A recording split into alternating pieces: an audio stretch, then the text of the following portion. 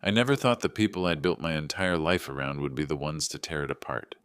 My name's Richard. I'm 63 years old. I've worked at construction for 40 years. Started as a laborer, worked my way up to foreman, then project manager. My hands are scarred. My back's not what it used to be. But I was proud. Proud of what I built.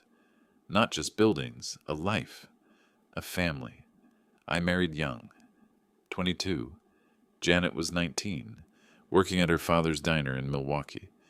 She had this laugh that made you feel like you were the only person in the world. We didn't have much, lived in a one-bedroom apartment above a laundromat for the first 3 years. But we had each other. Or at least, I thought we did. We had one son, Michael. He came along when I was 25. I remember holding him in the hospital, this tiny thing wrapped in a blue blanket, and thinking, I'm going to give you everything I never had. And I did. Every Little League game, every parent-teacher conference, every college application, I was there, even when I was exhausted, even when my knees ached from kneeling on concrete all day, I showed up. Michael grew up comfortable. Not spoiled, I wouldn't allow that, but comfortable. He went to a good state school, got his business degree, married a girl named Ashley from a wealthy family in the suburbs. Her father owned a chain of car dealerships. Her mother never worked a day in her life, as far as I could tell, but always had opinions about everyone else's. That should have been my first warning sign. The incident that started everything happened on a Tuesday in late September. I'd been away for 2 weeks, a big commercial project in Des Moines that needed my oversight. I don't usually take jobs that far from home anymore, but the money was good, and Janet had encouraged me to go. We'll be fine, she'd said, kissing me goodbye at the door. Michael checks in on me. Don't worry. I should have worried. When I pulled into our driveway that Tuesday evening, the first thing I noticed was Michael's BMW parked in front of the house. That wasn't unusual. He'd stop by sometimes after work. But there were 2 other cars I recognized. Ashley's white Lexus and her parents' Mercedes SUV. Family gathering, I thought. That's nice. I grabbed my duffel bag from the truck and walked up the front steps. The porch light was on, and through the living room window, I could see movement inside. Shadows. People standing. I opened the door. The scene that greeted me felt like walking onto a stage where everyone knew their lines except me. Janet was sitting on our old leather couch, the one we'd bought together 20 years ago, the one she'd refused to replace because it still had good bones. She said. She was crying. Not loud, dramatic sobs, but quiet tears streaming down her face, her hands folded in her lap like she was trying to hold herself together. Michael was standing near the fireplace, grinning. Actually grinning. Ashley stood beside him, her arm linked through his, wearing this satisfied smirk. And her parents, Richard Sr. and Patricia, were seated on the love seat, looking at Janet like she was something unpleasant they'd found on the bottom of their shoes. "Dad," Michael said brightly when he saw me. "You're back. Perfect timing." I stood in the doorway, my bag still in my hand, trying to make sense of what I was seeing. "What's going on?" I asked. Janet looked up at me. Her eyes were red, swollen. She opened her mouth, but no words came out. "We're just having a family discussion," Patricia said coolly. She was one of those women who wore pearls to the grocery store and spoke in that particular tone that made everything sound like a criticism. "About living arrangements." "Living arrangements?" I repeated. Michael stepped forward, still smiling like he'd just won the lottery. "Dad, Ashley and I have been talking, and we think it's time to upgrade. This house is perfect for us, close to her parents. Good school district for when we have kids. And, well," he glanced at Janet, then back at me. "You and Mom are getting older. You don't need all this space." I felt something cold settle in my chest. "You want our house? We'd pay you for it, of course," Ashley chimed in. Her voice was sweet, but there was steel underneath.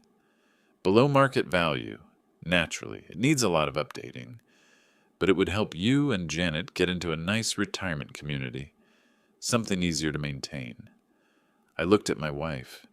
She was staring at her hands, tears still falling. "Janet," I said quietly. She finally looked up at me. "They've been here for an hour, Richard. They have papers." "Papers?" Michael walked over to the coffee table and picked up a folder.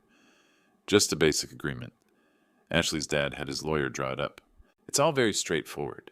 You sell us the house for $200, $100. We help you find a place in one of those senior living facilities. Everyone wins." I looked around the living room. At the walls I'd repainted 3 times over the years. The hardwood floors I'd refinished myself. The bay window where Janet used to sit and read on Sunday mornings. We'd bought this house 35 years ago for $87. So dollars. It was worth at least $450. Our now. Probably more? "You're offering us less than half what it's worth," I said slowly. "Well, Dad," Michael said, and for the first time, there was an edge in his voice. "Let's be realistic. You and Mom can't keep up with it. The roof needs replacing. The HVAC system is ancient. We'd be doing you a favor, taking it off your hands." The roof was fine. I'd replaced it myself 6 years ago. The HVAC was new last spring. "And what if we say no?" I asked. The room went quiet. Michael's smile faltered. Ashley's mother shifted in her seat, and I saw her exchange a look with her husband. "Dad," Michael said carefully, "you're 63. Mom's 60. You should be thinking about your future, your health. What happens when you can't climb those stairs anymore? When you can't mow the lawn or shovel the driveway?" "I'm not dead yet," I said. "No one's saying you are," Ashley interjected. "But Michael is your only son. Don't you want him to have a nice life, to be close to family? We're thinking about your grandchildren. Richard, don't you want them to grow up in this neighborhood?" I looked at Janet again.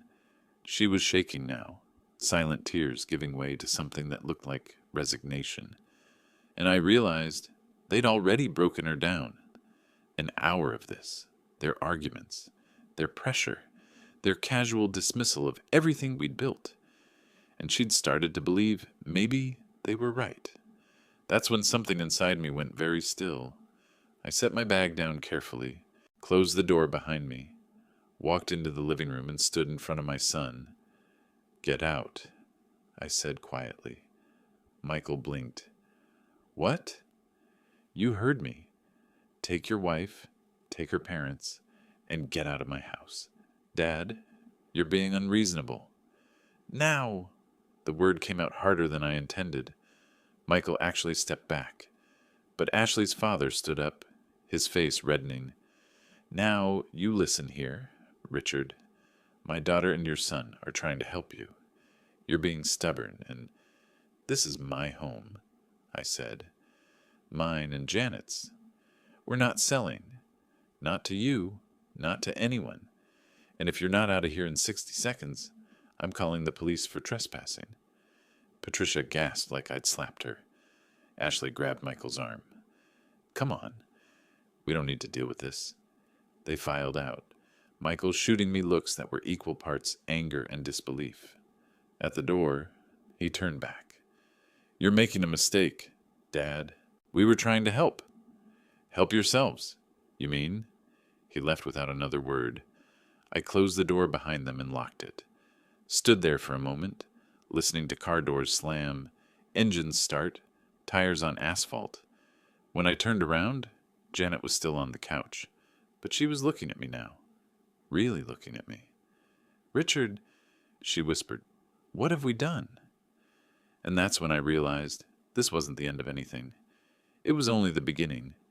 The next 3 weeks were hell. Michael stopped calling, stopped visiting. When Janet tried to reach out, he'd answer with short, clipped responses. "Busy. In a meeting. Can't talk. Ashley blocked both of us on Facebook. But the real warfare came from her parents. It started small. Janet would run into Patricia at the grocery store, and Patricia would smile, this tight, brittle thing, and say something like, "Oh, Janet, you look tired. Are you feeling all right? You know, at your age, you really should be taking it easier." Then Richard Sr. started showing up at the diner where Janet had picked up part-time work to stay busy. He'd sit at the counter, order coffee he barely touched, and talk loudly on his phone about elderly people who don't know when to let go and stubborn old fools who burden their children. Janet came home in tears more than once. "Maybe they're right," she said one night, sitting at our kitchen table, her hands wrapped around a mug of tea she wasn't drinking. "Maybe we are too old for this house. Maybe we're being selfish." "Selfish?" I stared at her. "Janet, we built this life. We earned it. But Michael? Michael is a grown man who wants something for nothing," I said. "And he's learned that from them." I'd never liked Ashley's parents, but I'd tolerated them for Michael's sake. Now I was seeing them clearly. They were the kind of people who measured worth in square footage and car brands, who thought money gave them the right to dictate other people's lives. And somehow, they'd convinced my son to think the same way. The phone calls started around week 2, always late at night, 11, midnight. I'd answer and hear Michael's voice, but it wasn't the voice of the boy I'd raised. "Dad, you need to reconsider. Ashley's pregnant. That stopped me cold." "Pregnant?" 3 months. "We wanted to wait to tell you. But we need to think about the baby now. We need space. A real house, not the condo we're renting." "Congratulations," I said carefully. "But that doesn't change anything. You can buy your own house." "With what money?" "Dad, do you know what houses cost now? We've been saving, but it's not enough. You could help us." "By giving you our home at a fraction of its value?" Silence on the other end. "Then, you've always been like this. You know, stubborn, selfish. Mom sees it too, even if she won't say it. Don't drag your mother into this. She's already in it. She's miserable. Dad, can't you see that? She's stuck in that house, taking care of you, and for what? You won't even help your own grandson have a better life." He hung up before I could respond. Janet had heard it all. She was standing in the bedroom doorway, her hand over her mouth. "Richard," she said, "he called you selfish. He learned that word from them." But I could see doubt creeping into her eyes. The kind of doubt that comes when someone you love starts believing lies about you. The campaign intensified. Ashley started posting on social media, pictures of their ultrasound, captions about starting our family and hoping for a miracle. Her friends commented with heart emojis and congratulations. Then she posted a vaguer one. "Sometimes the people you think will support you the most are the ones who let you down. Praying for guidance." Janet saw it. She didn't say anything, but I watched her scroll through the comments. Dozens of them. People she'd known for years, asking what was wrong, offering support to Ashley. No one asked us. Then came the Sunday dinner. We'd been invited, or summoned, really to Ashley's parents' house for what Patricia called a family reconciliation. Janet wanted to go. Needed to, she said. She couldn't stand the distance from Michael. I didn't want to, but I went. For her. The house was exactly what you'd expect. 5,000 square feet of marble countertops and vaulted ceilings overlooking a golf course. Patricia had hired a caterer. Everyone was dressed like we were attending a business merger, not a family dinner. Michael and Ashley sat across from us at the long dining table. Her parents anchored the ends like generals overseeing a treaty negotiation. The meal was awkward, strained. Patricia kept asking Janet about her health and whether she'd thought more about downsizing. I kept my mouth shut. I ate my overcooked chicken, waited. Dessert came, Some kind of elaborate chocolate thing, and that's when Richard Sr. cleared his throat. Richard, Janet, he began, we asked you here tonight because we care about this family. And frankly, we're concerned. Here we go, I thought. Michael and Ashley are starting their own family now, he continued. They need support, guidance, and most importantly, they need financial stability. Now, we've been generous. We helped them with the wedding. We've covered expenses, but there comes a time when parents need to do what's best for the next generation. We have done what's best, I said evenly. We raised him, educated him, gave him every opportunity. And now it's time to step aside, Patricia added. You've had your turn, Richard. You and Janet have had 40 years in that house.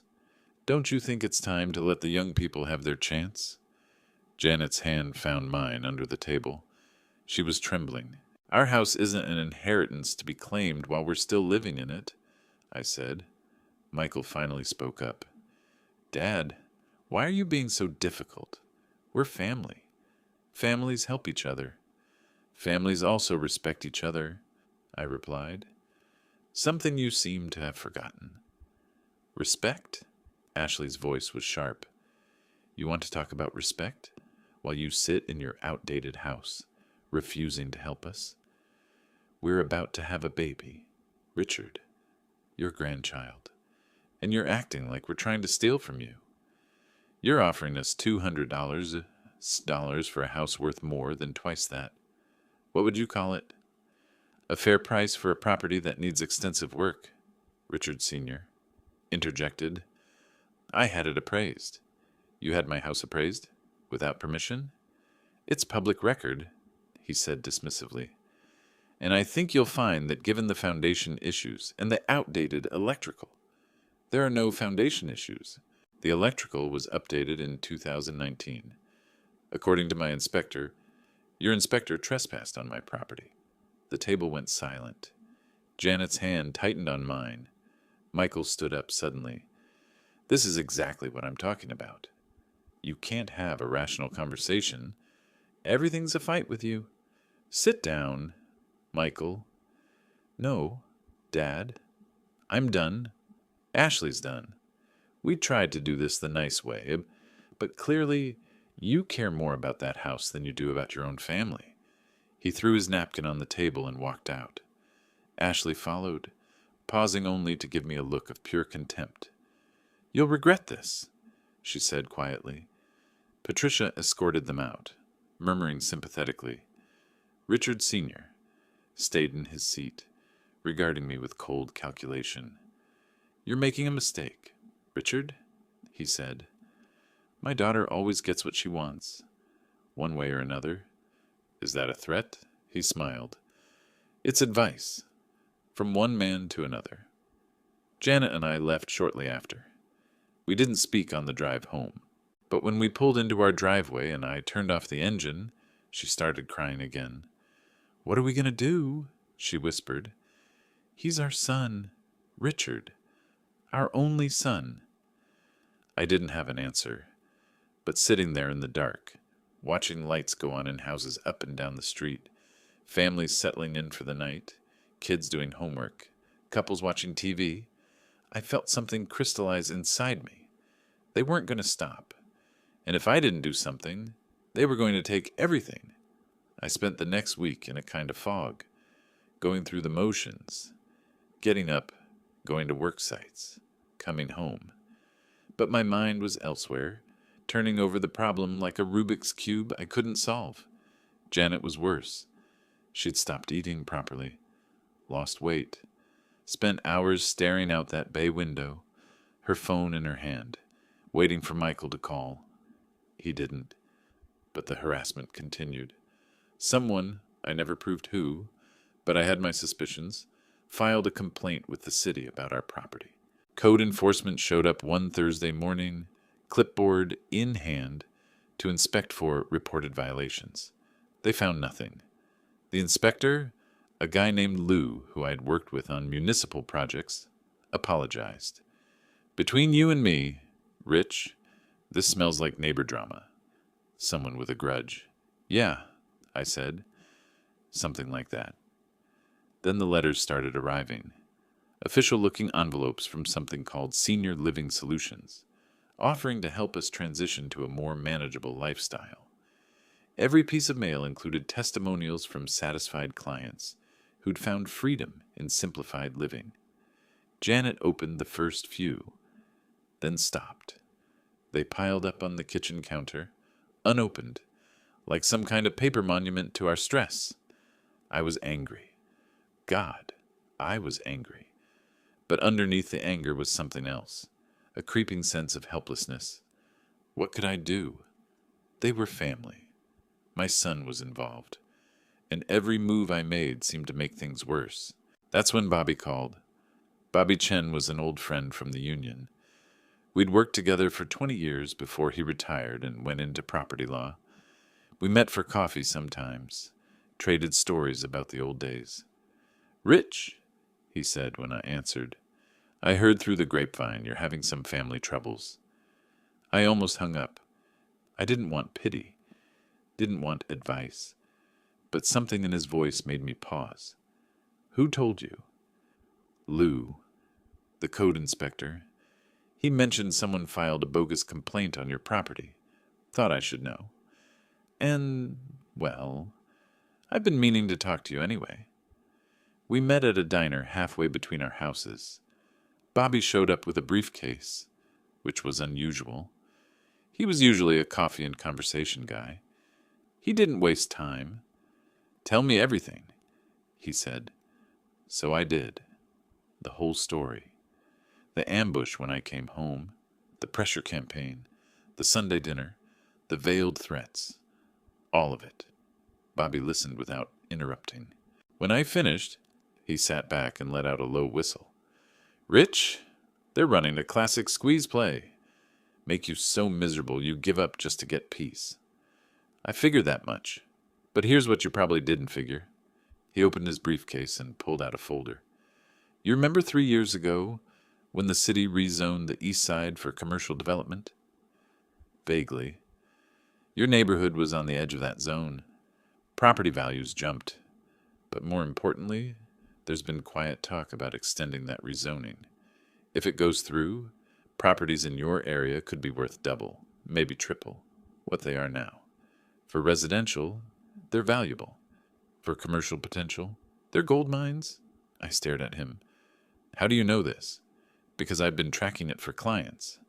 And I checked your address specifically after Lou called me. Rich, if that rezoning happens and there's a city council vote in 3 months, your property could be worth over $1 million. Maybe more." My mind reeled. "And they know this?" "Richard Sr. owns car dealerships, right? He's connected. He absolutely knows. Or someone told him. My guess? He's banking on you selling cheap before the vote, then flipping it, either to developers or to his kids at a massive profit after the rezoning." I felt something click into place. "That son of a bitch?" "Yeah." Bobby closed the folder. "But here's the thing, Rich. You have options. You don't have to sell. In fact, I'd strongly advise against it. But if they keep pushing, if they escalate," he paused, "you need to protect yourself legally. Document everything. Consider a restraining order if the harassment continues. And for God's sake, talk to a family lawyer." "Family lawyer?" "Janet's vulnerable right now. You said it yourself. She's breaking down. If they're smart, they'll go after her. Try to get her to sign something without you. Get power of attorney. Protect your assets." I drove home in a daze. $1 million. Maybe more. And my son was trying to con me out of it. That night, I sat Janet down, told her everything Bobby had said. She listened in silence. When I finished, she looked at me with eyes that were clearer than they'd been in weeks. "So all of this," she said slowly, "the baby, the family dinners, the guilt trips, it was about money?" "I think so," She stood up, walked to the window, stood there for a long moment, looking out at the street. I kept telling myself maybe we were wrong, she said quietly. Maybe we were being selfish. Maybe we should help Michael because he's our son, and that's what parents do. She turned to face me. But this? Using his own child, our grandchild, as leverage to steal from us? Janet, no. Her voice was firm now. Strong. I'm done crying, Richard. I'm done feeling guilty. I'm done letting them make me feel like I'm the problem. She walked over to the kitchen counter, grabbed the stack of unopened letters, and threw them in the trash. We're not selling. Not now. Not ever. Not to them. I stood up and pulled her into a hug. She held on tight. What do we do? She whispered into my shoulder. We wait, I said. We document. We protect ourselves. And we let them make the next move. I felt her nod against my chest. We didn't have to wait long. 3 days later, Michael showed up at the house. Alone. I watched him from the window as he got out of his BMW. He looked tired. Older, somehow. He stood in the driveway for a moment, just staring at the house. And for a second, just a second, I saw my boy again. The kid who used to help me fix the porch railing, who'd hand me tools and ask a million questions about how things worked. Then he straightened his shoulders and walked to the door. I opened it before he could knock. Dad, he said. Michael. We stood there, father and son, with a chasm between us that felt wider than the Atlantic. Can I come in? I stepped aside. He walked into the living room, the same room where this had all started, and I saw him look around, taking inventory, maybe, or remembering. Where's Mom? He asked. Upstairs. I'll get her. No, he held up a hand. Actually, I wanted to talk to you first. Man to man, I crossed my arms. Waited. He took a breath. Dad, I think we got off on the wrong foot. Did we? I know it seemed like. I know how it looked. But I was trying to help. Ashley's parents, they convinced me that this would be good for everyone. You and Mom could retire, live comfortably, and Ashley and I could raise our family here, where you raised me. It seemed, I don't know, poetic. At half the value, he winced. That was Ashley's dad's idea. He said you'd appreciate not having to deal with realtors and fees and... Michael, stop. He stopped. I know about the rezoning, I said. The color drained from his face. Bobby Chen told me. The commercial development, the property values, all of it. Dad, you were going to buy this house for $200. I bow, wait for the rezoning, then sell it for $1 million or more. Weren't you? He didn't answer. Didn't need to. His silence was confirmation. Get out, I said quietly. Dad, please, get out. He left. This time, there was no anger in his departure, just shame. And for the first time since this nightmare began, I felt something other than helplessness. I felt resolve. The city council vote happened on a cold Tuesday in December. Bobby had kept me updated on the proceedings. There was opposition, of course, residents worried about traffic, about losing the neighborhood character. But the development committee pushed hard, citing economic growth and job creation. The vote passed. 7-3. Our property, along with 6 others on our street, was now zoned for mixed-use development. The next morning, I got my house appraised. Professional appraisal, full documentation, $1.2 million. I sat in my truck after the appraiser left, staring at the number on the paperwork. More money than I'd ever imagined having. Enough to retire comfortably, travel, help Janet pursue hobbies she'd put off for decades. And my son had tried to steal it from me for a fraction of that. I called Bobby. What's my next move? That depends. What do you want? I want my family back, I said. but I'm not willing to lose everything for it. Then you set boundaries, hard ones, and you enforce them. I drafted a letter that night. Simple, direct. Sent it certified mail to Michael, Ashley, and her parents. Dear all, effective immediately, all communication regarding the sale of our property must cease. We are not selling. Any further harassment, direct or indirect, will be met with legal action, including but not limited to restraining orders and cease and desist notices. When Michael is ready to have a relationship with us based on mutual respect, rather than financial coercion, he knows where to find us. Richard and Janet Carlson. The response came faster than I expected.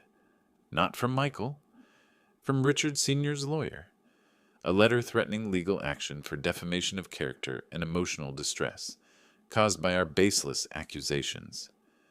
I forwarded it to Bobby. He called me an hour later, laughing.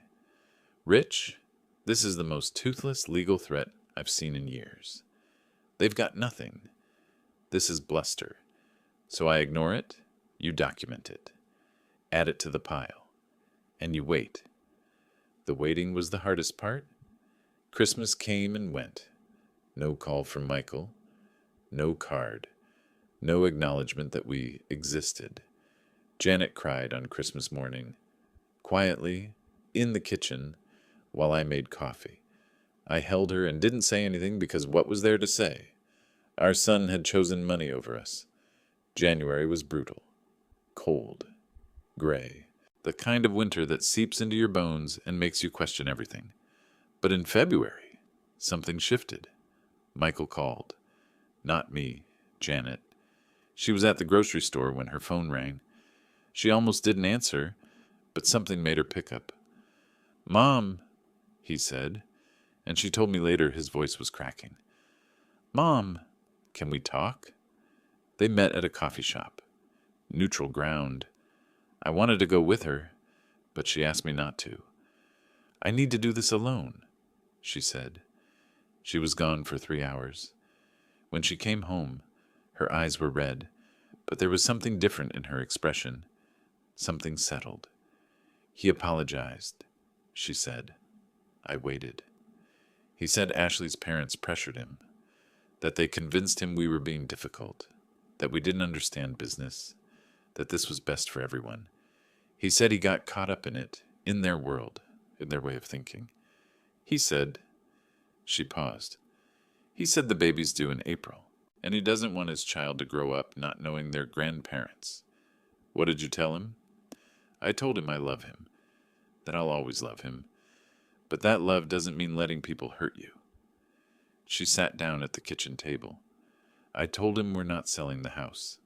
Not now, not ever. And if he wants a relationship with us, it has to be on our terms, with respect, with honesty. And he said he understood, that he wants to try. I sat down across from her. Do you believe him? She considered the question. I believe he's starting to see what he did. Whether he fully understands it, she shook her head. I don't know, but I know I can't keep torturing myself over it. We did nothing wrong. Richard, we built this life, and we have the right to live in it. We started seeing Michael again after that. Slowly, carefully, coffee meetings, lunch, short visits where we talked about safe topics, weather, work, the baby. Ashley didn't come, not at first. But Richard Sr. and Patricia stopped calling, stopped showing up. Bobby heard through channels that they'd started looking at other properties, other investment opportunities. They'd moved on to easier targets. In March, Janet got a text from Ashley. Just a picture, an ultrasound, and 3 words, it's a boy. Janet showed me the phone, tears in her eyes. A grandson, she whispered. I felt something loosen in my chest. Not forgiveness, not yet, but something like hope. The baby was born on a rainy Tuesday in April. Michael called from the hospital. Dad? Mom? Do you want to come meet him? We went.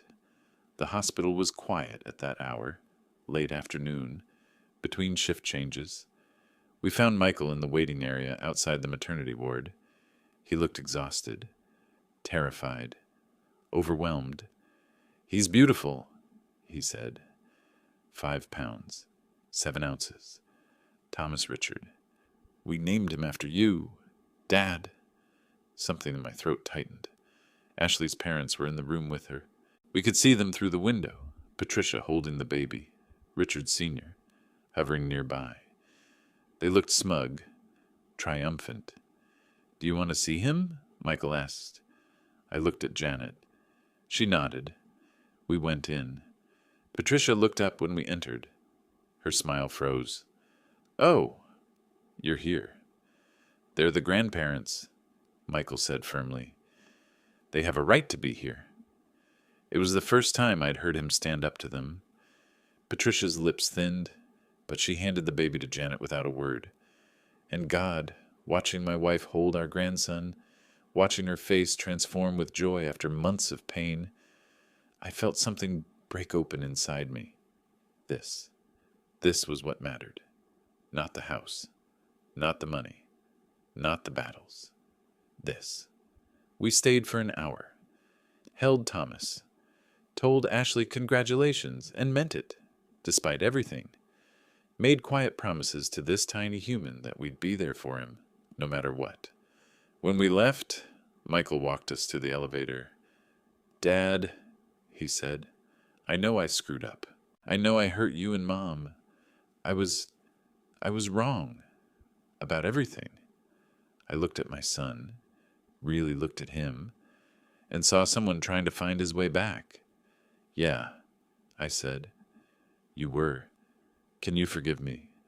I thought about that, about all the hurt and betrayal and sleepless nights, about the way he'd dismissed us, used us, chosen money over family. But I also thought about holding him as a baby, just like Janet had held Thomas, about teaching him to throw a baseball, to ride a bike, to be a good man. "I'm working on it," I said. "But Michael, forgiveness doesn't mean forgetting. We're not selling the house. We're not giving you money.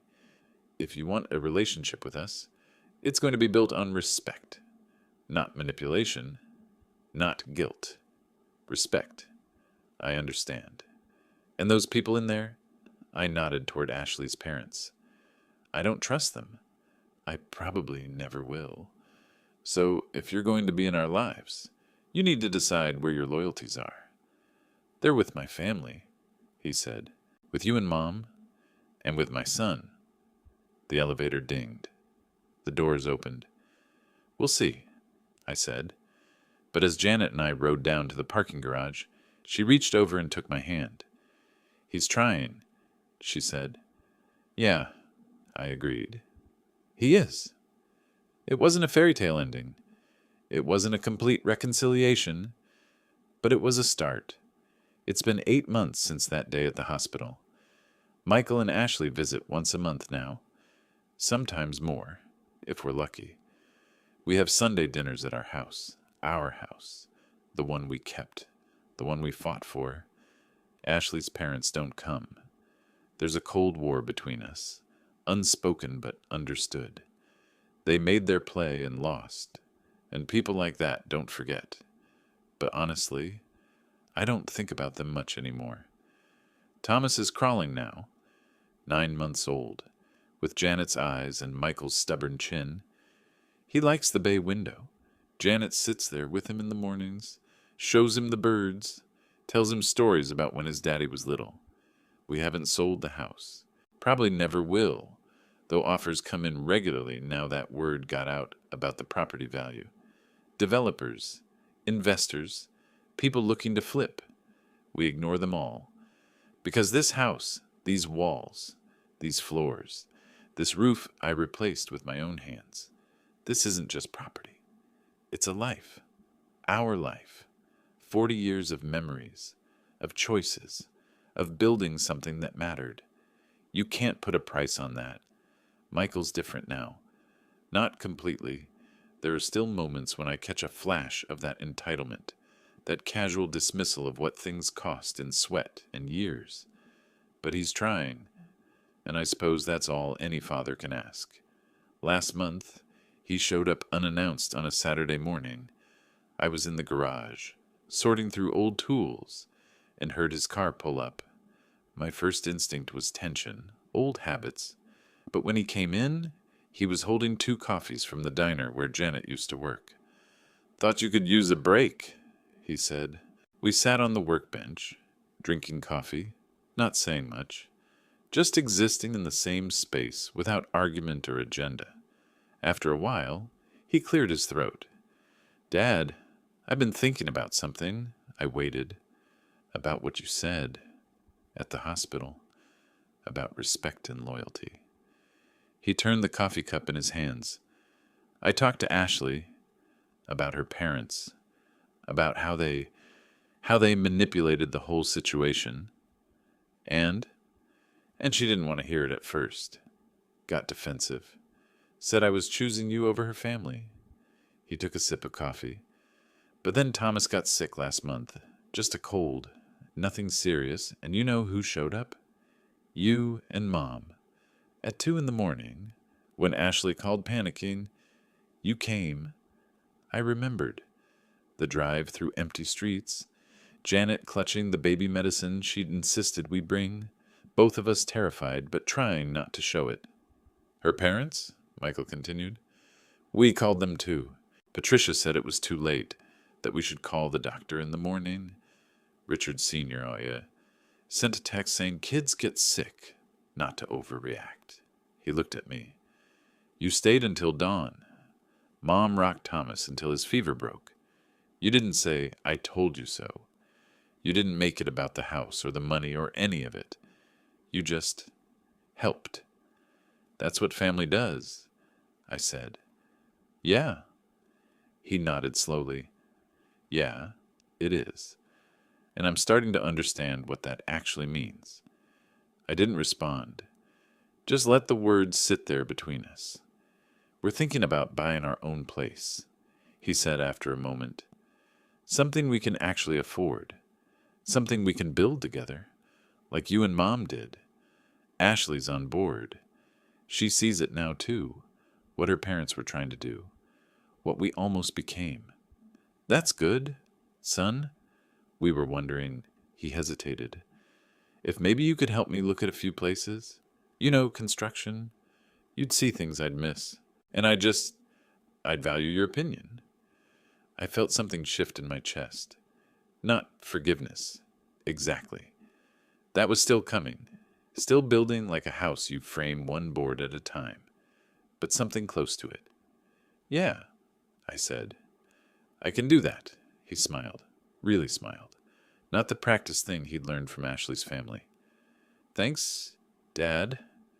We finished our coffee in comfortable silence. Before he left, he paused at the garage door. "One more thing. Ashley and I were talking about Thomas's first birthday. We want to have it here, at your house, if that's okay." I looked around the garage, at the concrete floor I'd poured myself, the walls Janet had painted, the shelves holding decades of accumulated life. "Yeah," I said. "That's okay. Janet's in the kitchen now as I write this.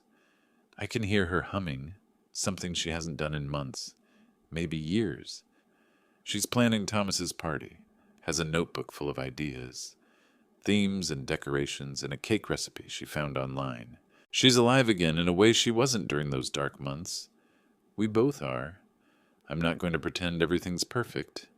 Ashley's still cordial but distant, and there are moments during visits when I catch her looking around our house with that calculating expression, like she's tallying what could have been theirs.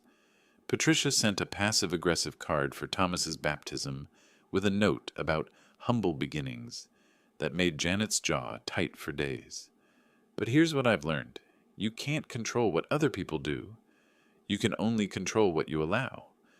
We don't allow the manipulation anymore, the guilt trips, the casual cruelty dressed up as concern. We've built boundaries, good, strong ones, the kind that take time to construct, like a proper foundation, and we enforce them. When Ashley's parents tried to invite themselves for Christmas, we politely declined. When Patricia suggested we were making things difficult, we didn't argue, just said no. The word has power, I've discovered, especially when you mean it.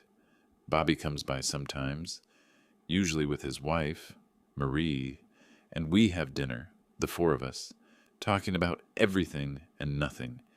He's the one who helped me understand that what happened wasn't just about greed. It's about respect, he said one evening, out on our back deck with beers and cigars. They didn't see you as a person. They saw you as an obstacle between them and what they wanted. That's the real injury, being treated like you don't matter in your own life. He was right. That's what hurt the most. Not the money grab, but the casual dismissal. The assumption that our years, our work, our home, all of it was just leverage in someone else's game. But we didn't play. And in refusing to play, we won something more valuable than any house. We won ourselves back. I've been thinking about Thomas lately, about what kind of man he'll become. Michael brought him over last week, just the two of them, father and son. They stayed for lunch. After we ate, Michael asked if I wanted to show Thomas the garage. He's too young, I said. He won't remember. Maybe not, Michael agreed. But I will.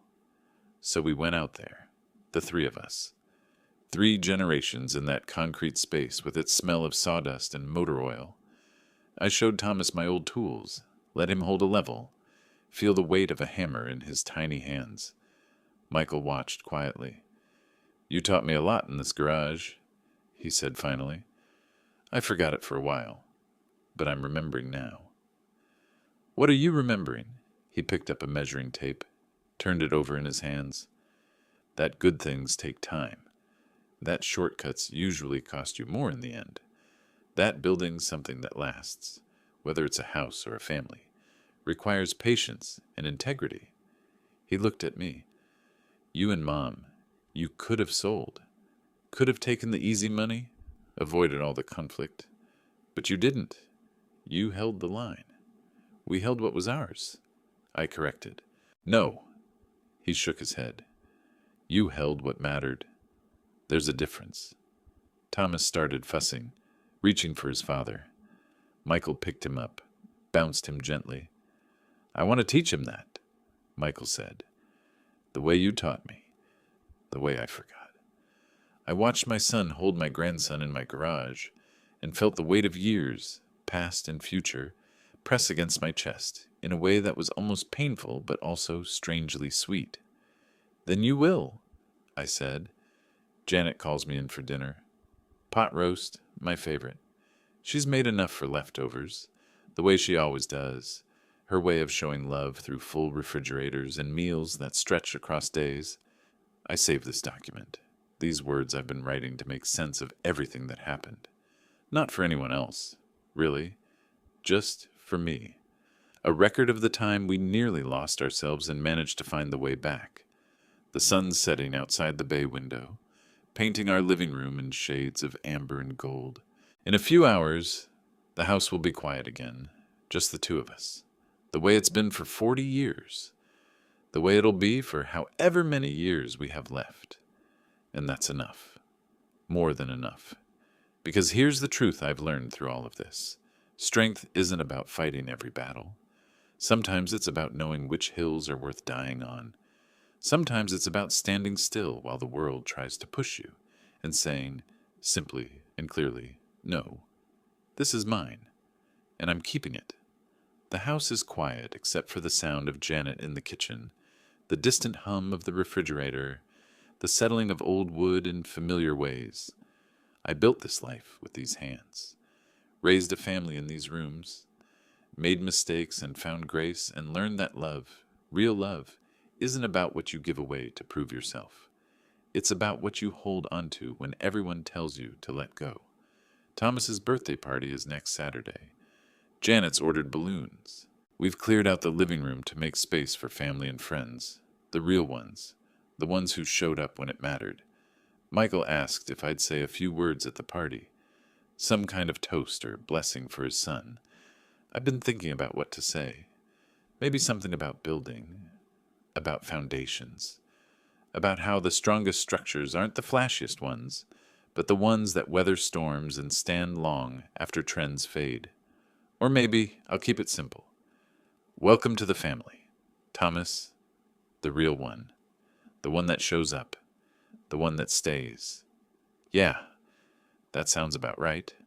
I turn off the computer, stand up from the desk in our bedroom, the same room where Janet and I have slept for 35 years, where we've had whispered conversations in the dark, where we've held each other through losses and celebrated quiet victories. Downstairs, Janet's plating dinner. I can smell the roast, the carrots, the potatoes cooked until they're soft enough to melt in your mouth. "Richard," she calls. "It's ready." "Coming," I answer. I take one last look around the bedroom. At the photos on the wall, our wedding day, Michael as a baby, vacations we took when we were young and thought that we had all the time in the world. We're older now, gray-haired and slower and aware of our mortality in ways we weren't back then. But we're still here, still standing, still us. And that, more than any property value, any investment, any amount of money someone might offer, that's the real fortune. I head downstairs to my wife, to our home, to the life we refuse to surrender. And for the first time in months, I'm not angry. I'm not hurt. I'm not calculating the next move or worrying about the next attack. I'm just grateful. Grateful we held on. Grateful we survived. Grateful that sometimes, not always, but sometimes, the good guys win by simply refusing to lose. Janet hands me a plate as I enter the kitchen. Our fingers touch briefly, and she smiles at me, the same smile that made me fall in love with her 40 years ago in that little apartment above the laundromat. "I love you," I say. "I love you too," she replies. We sit down to eat, together, in our home, where we belong. Sometimes justice doesn't announce itself with trumpets and fanfare. Sometimes it's quiet, a door that closes, a line that holds, a word spoken firmly into the dark. No, I learned that dignity isn't about proving yourself to people who refuse to see you. It's about seeing yourself clearly and refusing to accept less than you deserve. I learned that family isn't always blood. Sometimes it's the lawyer who shows up with information. Sometimes it's the inspector who apologizes for wasting your time. Sometimes it's the wife who stands beside you when standing is the hardest thing in the world. And I learned that home isn't just a structure or an investment or a piece of real estate waiting to be rezoned. It's the place where you're known, where your history lives in the walls, where your future is still being written. That's worth fighting for. That's worth keeping, even when everyone tells you to let go.